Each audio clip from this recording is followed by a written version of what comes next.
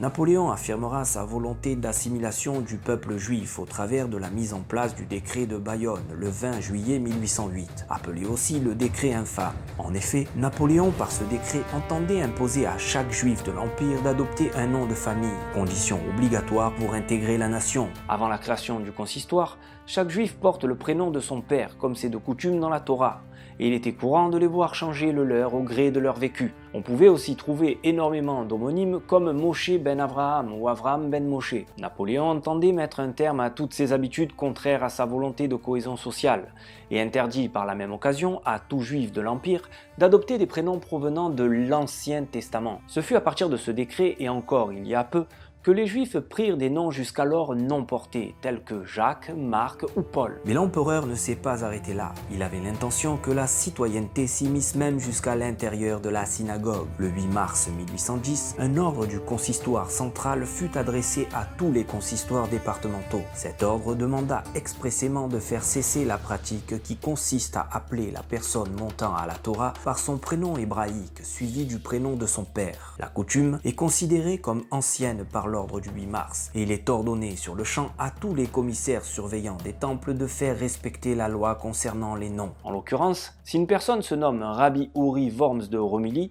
il ne doit pas être appelé Rabbi Uri Bar Chaim, mais bien selon son prénom et son nom de famille connu civilement. Seuls ceux issus de la tribu de Cohen et Lévi verront leur titre tribal ajouté à leur nom. Cette loi sur les prénoms fut modifiée en 1966, en y acceptant dès lors des prénoms régionaux et aussi des prénoms composés. Nous constatons alors l'apparition dans la communauté de Jean-Jacques, Jean-Marc ou Jean-Paul. C'est finalement avec l'évolution de la loi, le 8 janvier 1993, que le peuple juif put retrouver enfin la possibilité de nommer leurs enfants selon des prénoms dits bibliques. N'en déplaise à certains bonapartistes, Éric n'est désormais plus l'un des prénoms les plus donnés au sein du peuple juif. Au contraire, nous constatons le retour de prénoms tels que Yaakov, Menachem, Eliaou, Rivka, Chaya et autres Moshe, Baruch Hashem. Comme nos sages nous l'enseignent, nos ancêtres furent sauvés d'Égypte par le mérite de 4 choses dont l'une d'elles était que, malgré l'esclavage, les enfants d'Israël ne changèrent pas leur prénom. Il est fort possible que Napoléon ait eu connaissance de ce commentaire.